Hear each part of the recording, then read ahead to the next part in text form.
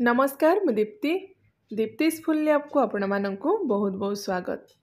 आज आम फूलकोबी रे गोटे बहुत ही बढ़िया आउ टेस्टी तरकारी बनैबा। आउ एमती भी फूलकोबी रे आपण अलग अलग टाइप रो तरकारी बनैथिबे, किंतु आज आम जो फूलकोबी रो रेसिपी बनैबा से पियाज रसुन रो व्यवहार बिल्कुल भी करबानी। तो बिना पियाज रसुन रे आ बहुत कम तेल मसला व्यवहार करके जदि आपण किसी स्पेशल तरकारी बनैबा पई चाहूचंती, रेसिपीटी पूरा फास्ट रु लास्ट जाए देखंतु। जदि वीडियो पसंद आसुची बा रेसिपीटी पसंद आसुची, वीडियो को लाइक और शेयर कर दियंतु। चैनल रे जदि आपण नुआ देखुचंती, चैनल को सब्सक्राइब करिया पई बिल्कुल भी भूलिबेनी। तो फूलकोबी रो जो स्पेशल तरकारीटा बनैबा पई फर्स्ट एठी देखंतु मु गोटे बड़ साइज रो फूलकोबी नेची। जेतिकी परिमाण रे आपण बनैबा पई चाहूचंती से हिसाब रे फूलकोबी आपण देखिकी नेबे। तो एठी जो फूलकोबीटा नेची मीडियम साइज रो टिके बड़ अछि। तो फर्स्ट आम फूलकोबी को भल भाव में काटिदेबा। तार जो स्टेम पार्टा बा फूलकोबी रो जो डांग अच्छी से पार्टा को आम रेसिपी यूज करबानी। तो यहाँ को आम फर्स्ट काटिकी साइड करदेबा। नेक्स्ट जो आम फूलकोबी काटिबा ना बेसी छोट साइज करबानी, टिके बड़ बड़ खंड रखिकी काटिबा। तो फर्स्ट ये 2 खंड करदेबा। तापरे हाथ में जदि आप चाहिए फूलकोबी पाखुड़ा गुड़ा को एमती अलग अलग करें, ना जदि बेसी बड़ साइज आपणकर फूलकोबी पाखुड़ा अच्छी ताको छुरी साहाय्य एमती 2 खंड करदे। बेसी छोट करें कि बेसी बड़ साइज भी रखिबेनी, मीडियम साइज रखिके आप फूलकोबी सबको एमती काटिदेबे। आउ ए जो तरकारी रे जदि आपण आलू व्यवहार करबा पई चाहूचंती, तो आलू को भी आपण तार चोपा बाहर करके टिके बड़ बड़ खंड रखिके काटिबे। तो ये आलू आम यूज करबानी, खाली फूलकोबी रे तरकारी बनैबा। तो ये देखंतु सब फूलकोबी को मु काटी देछि, टिके बड़ बड़ खंड रखिछि। तापरे एथिरे आमे गरम पानी किछि ऐड करबा, जेमती फूलकोबी आपणकर बुड़ी की रहिबो से हिसाब रे आपण एथिरे गरम पानी ऐड करिवे। नेक्स्ट गोटे चमच पाखापाखी लूण देकी भल भाव एमती गोले दबा।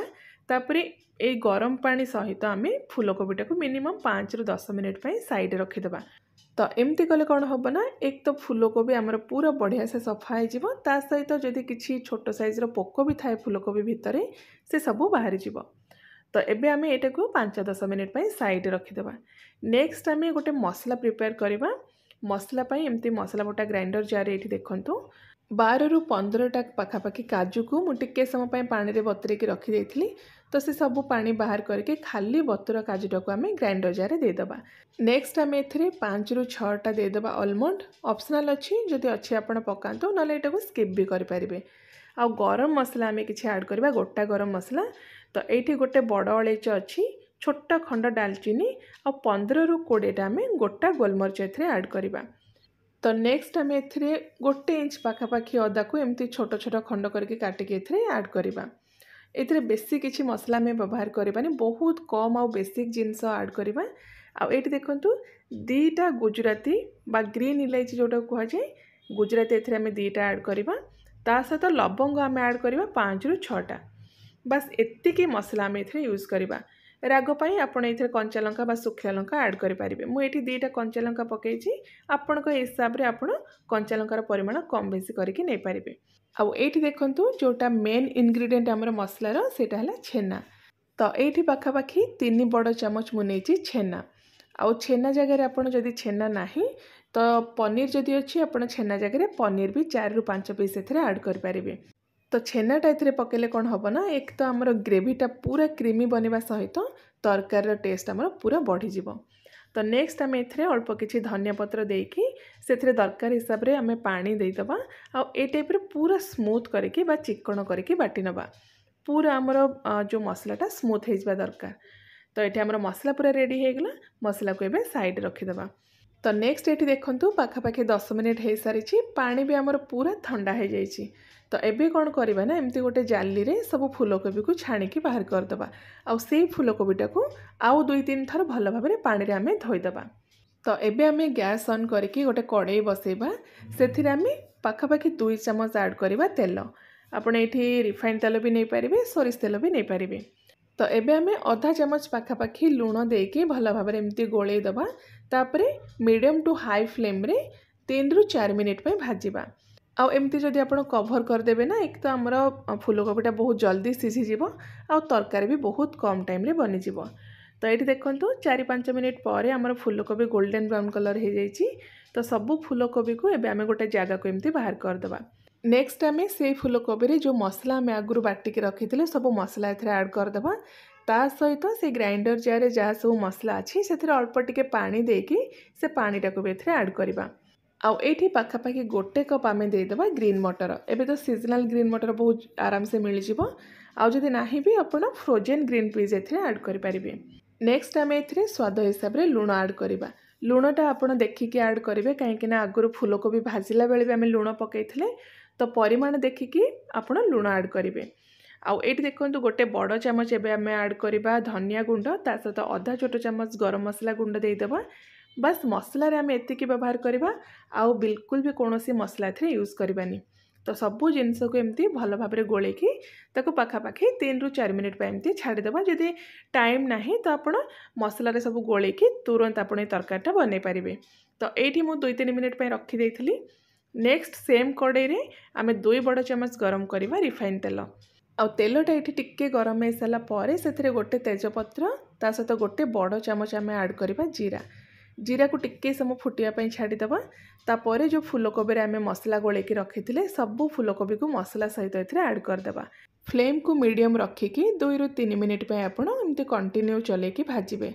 कंटिन्यू चलेबा निहाती जरूरी कहीं जेहेतु आमे ग्रेवी रे काजूर व्यवहार करिसेंती तो तळु मसला लागि जिबार बहुत चांस अछि। सेतिपई घरे जदि आपणकर नॉनस्टिक कड़े अच्छी तो मु सजेस्ट करी स्पेशली ए जो तरकारीटा को आपण नॉनस्टिक कड़े रे बनातु बहुत बढ़िया बनिबो। आ मसला भी आपणकर तळे लागीबनी। तो दरकार हिसाब रे आपण पानी एथरे ऐड करिवे। आपनको जेतिकी ग्रेवी दरकार से हिसाब रे पानी ऐड करिवे, किंतु पानी को टिके आपण उषुम करके बा गरम करके एथरे ऐड करिवे। एबे आमे कवर कर देबा 3-4 मिनिट पे लो फ्लेम रे कुक करबा।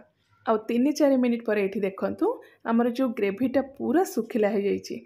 जेहेतु मु एठी स्टील कड़े यूज करिछि टिके मसला हमर तळे लागि जाइछि सेतिपई आपण नॉनस्टिक कड़े यूज करंतु सेइथिरे तरकारी आपणकर बिल्कुल भी तळे लागिबनी। तो नेक्स्ट आमे एथिरे मिक्स करवा गोटे छोट चम्मच चाट मसला ता सहित 1/4 चम्मच गरम मसला। गरम मसलार फ्लेवर ना बहुत स्ट्रॉन्ग थाए सेतिपई 1/4 चम्मच रु बेसी आपण बिल्कुल भी एथिरे गरम मसला ऐड करिवेनी। तो ये देखंतु नेक्स्ट आमे एथिरे गोटे बड़ चम्मच कस्तूरी मेथी ताको टिके समय आपण भाजी देबे। हाथ रे गुंड करके एमती पकेइबे।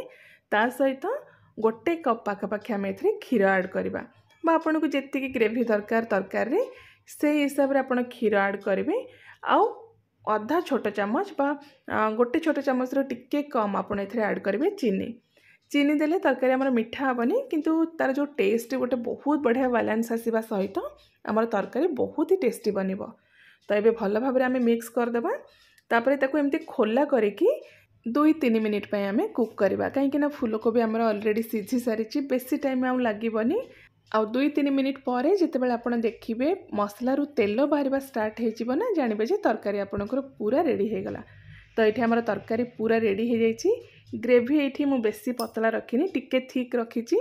जदि आपण भात पई बनाउचंती तो आपणक हिसाब रे आपणको जेतिकी दरकार से हिसाब रे ग्रेवी रे आपण क्षीर बा पानी ऐड करिकी तार कंसिस्टेंसी को एडजस्ट करि परिबे। आउ एटा को स्पेशली आपण रोटी पराठा पूरी नान सहित खातु बहुत बढ़िया लगिबो। भात सहित जदि आपण खाउचंती ग्रेवी आपण टिके पतला रखिबे। तो होप आजिर रेसिपीटी आपण समस्त को पसंद आथिबो। बिना पियाज रसुन रे एई प्रोसेस रे थरे आपण फूलकोबी तरकारीटा बनातु निजे खातु समस्त को खुआंतु।